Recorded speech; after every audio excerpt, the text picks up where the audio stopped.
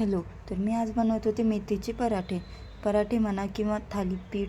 आणि बरेच जण म्हणजे गावाकडं तर धपाटीच म्हणतात. तर गव्हाचं पीठ घेतलं, त्यात थोडंसं ज्वारीचं पीठ, बेसन पीठ आणि बारीक चिरलेला कांदा, हिरव्या मिरचीचा ठेचा, जिरे, ओवा, तीळ, हळद, लाल तिखट, मीठ सर्व छान एकत्र करायचं आणि मग त्यात बारीक चिरलेली मेथी टाकायची आणि थोडीशी कोथिंबीर टाकायची.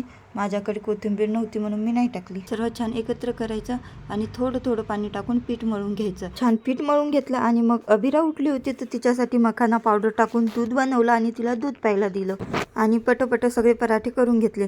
खरं तर थापून केलेले छान लागतात, पण अबिरा उठलेली होती आणि ती खूप परेशान करते म्हणून मी पटपट लाटूनच केले. आणि मला ना मेथीचे पराठे खूप जास्त आवडतात. मी आईकडे गेली की कधी पण आईला मेथीचे पराठे किंवा कद्दूचे पराठे करायला लावत असते आणि गरम गरम खाण्यात एक वेगळीच मजा असते. आणि गावाकडे याला तर धपाटे म्हणतात. इकडे या मॅडम ओढणी पांघरून बसल्या होत्या. चला तर भेटूया मग नेक्स्ट व्लॉगमध्ये. व्हिडिओ आवडल्यास लाईक करा. बाय.